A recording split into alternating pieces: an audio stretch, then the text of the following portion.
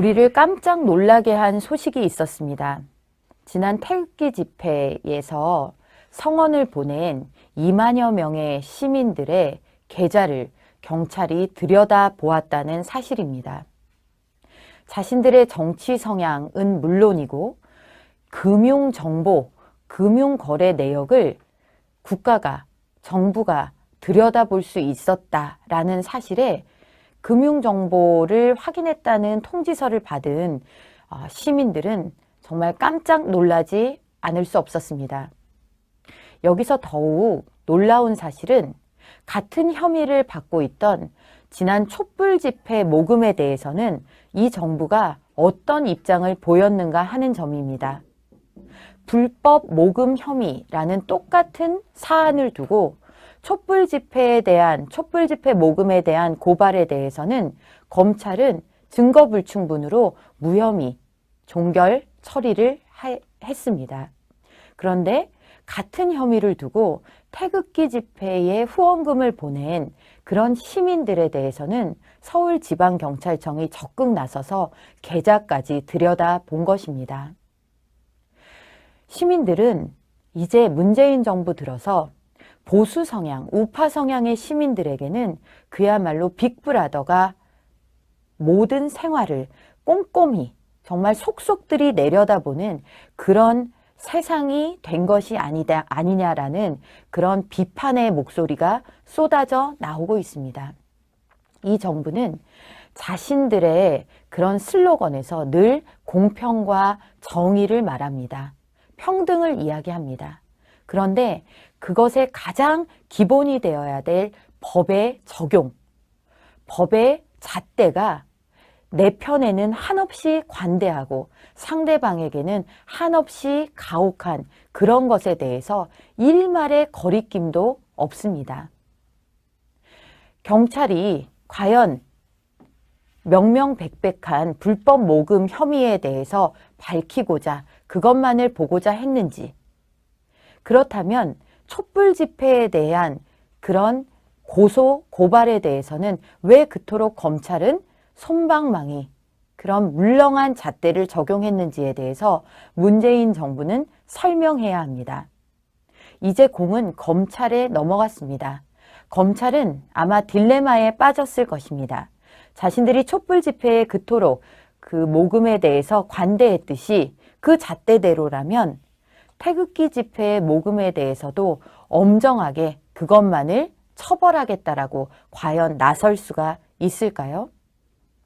문재인 정부 들어서 법치의 실종에 대한 이야기를 많이 우리가 누차 해왔습니다. 이번 태극기 집회 2만여 명 시민들의 모금 내역을 들여다본 문재인 정부. 과연 어떻게 이것을 검찰에서 처리하는지 시민들이 똑똑히 지켜볼 것입니다.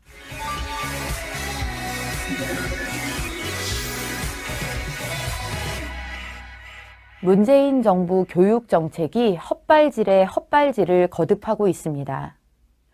문재인 정부는 작년이죠. 12월 26일 입법 예고를 하나 했습니다. 그 내용은 교장 공모제 개선 방안에 관한 것인데요. 여기에 주요 골자는 교장 자격이 없는 교원들도 교장이 될 수 있는 내부형 공모제, 내부형 교장 공모제를 전면 확대한다는 것입니다. 자율학교와 자율형 공립고는 교장 자격이 없는 사람들 중에서도 능력이 출중한 사람들을 교장으로 발탁해서 이들의 열의와 아이디어들이 교육을 발전시킬 수 있는 그런 에너지가 되도록 교장이 될 수 있는 길을 열어두었습니다. 그런데 충격적인 것은 사실상 교육감이 교장 자리를 뽑게 되는 이 내부형 교장 공모제에 전체 교원의 10% 수준에 불과한 전교조 교사들이 대거 교장으로 발탁되었다라는 사실입니다. 무려 70%, 80%에 육박하는 전교조 출신 교사들이 내부형 공모제를 이용해서 교장이 되고 있었다는 것입니다. 심지어 특정 시도 같은 경우에는 100%의 교장이 전교조 출신들 중에서 임용이 되었습니다. 서울, 인천, 충남, 부산, 전남, 전북, 광주, 제주. 2012년부터 2016년까지 이 무자격 내부형 교장 공모제를 통해서 교장이 된 사람 전원이 전교조 출신이었습니다. 이것을 과연 공정이라고 이야기할 수 있을까요?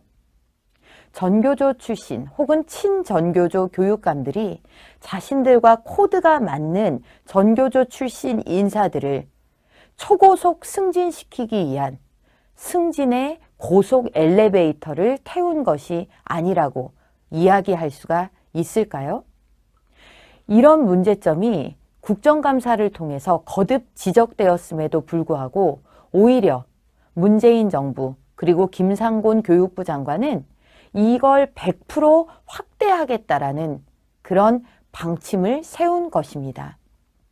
이렇게 되면 산술적으로 1655곳의 학교에서 전교조 출신의 교육감들이 교장 자리를 차지할 수 있게 됩니다.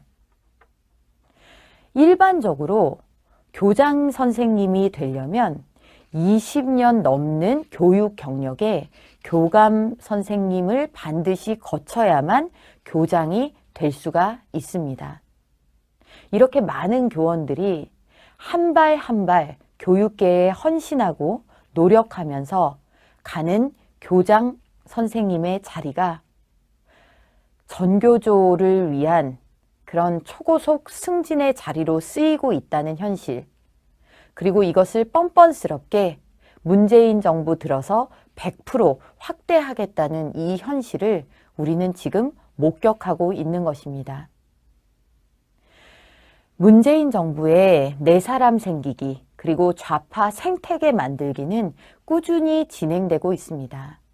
코드 인사를 각급 공공기관에 내려보내고 그리고 학교를 이런 사람들로 인해서 이런 사람들로 전부 채워넣고 그리고 풀뿌리 지방조직마저도 정부의 예산을 들여서 자기 사람들화 하려는 노력들을 계속해서 하고 있습니다. 좌파 생태계는 이토록 공고하고 집요하게 구축이 되고 있습니다. 문제는 우리 스스로입니다. 우리는 지난 9년 보수 정권 동안 우파의 가치와 그리고 우파를 위해서 헌신하고 노력하는 사람들을 위한 생태계 조성이라는 그런 것에 굉장히 소홀했습니다. 방향은 다르지만 문재인 정부를 출범시킨 저들의 20년, 30년 노력과 집요함이 우리에게 시사하는 바가 큰 대목입니다. 올해는 지방선거라는 큰 정치적 이벤트가 있습니다. 문재인 정부는 개헌을 얘기하면서 지방분권 시대를 열어가는 개헌이기 때문에 반드시 지방선거와 연계해서 해야 된다라고 주장을 합니다. 국민들을 기만하는 눈가림입니다. 획일주의, 그릇된 평등주의에 사로잡힌 사람들이 지방분권이라는 지방 저마다의 특성과 그리고 지방 간의 경쟁을 통한 전체 국가의 발전에 과연 얼마만큼의 진정성과 열의가 있을까요?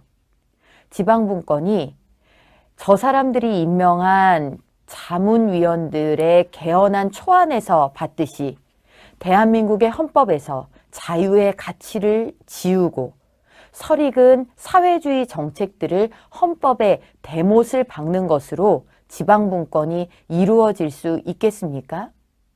지방분권이 결국은 재원에 있어서의 독립, 그리고 많은 부분 지방의 스스로의 룰을 정하는 그런 지방의 자치권, 입법에 있어서의 자치, 이런 것들로 인해서 세워지는 것인데 그런 것들은 전부 등한시하고 그저 선출직을 내 손으로 뽑는 수준에서의 자치, 이런 것들을 이야기하면서 뒤로는 자신들만의 사회주의 급행열차 개헌안을 대한민국에서 뿌리 박으려는 그런 시도를 우리 자유한국당은 그리고 대한민국을 걱정하는 대다수 국민들은 좌시하지 않을 것입니다.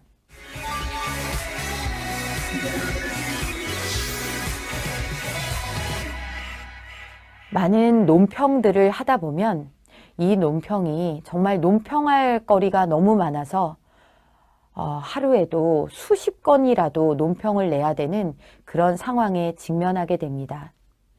그럼 이 논평을 보고서 문재인 정부의 지지층 또 그들에게 지분이 있다고 주장하는 그런 사람들은 입만 열면 왜 대통령과 정부를 비난하는가 라고 돌팔매를 보내기도 합니다.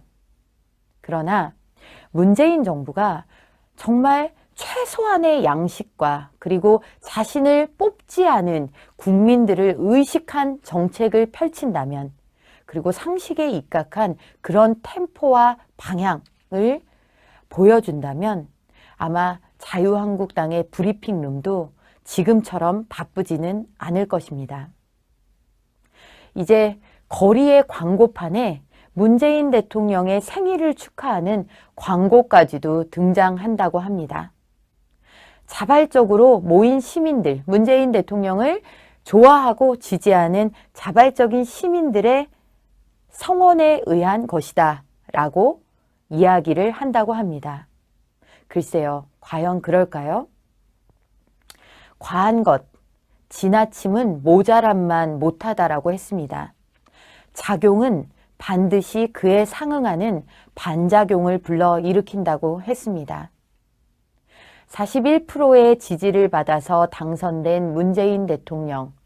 문재인 대통령의 그야말로 탄신을 축하하는 환호성으로 대한민국의 서울 시내 도심의 지하철역이 광고판이 도배가 됐을 때 과연 그것을 바라보는 여타 국민들의 시선은 어떨까요?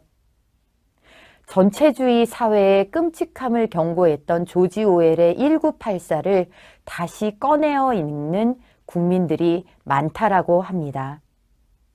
과연 우리가 살고 있는 2018년의 대한민국이 우리에게 상기시키는 것이, 우리가 책장을 꺼내서 열어보게 하는 것이 1984 조지 오웰의 소설이어서야 되겠습니까?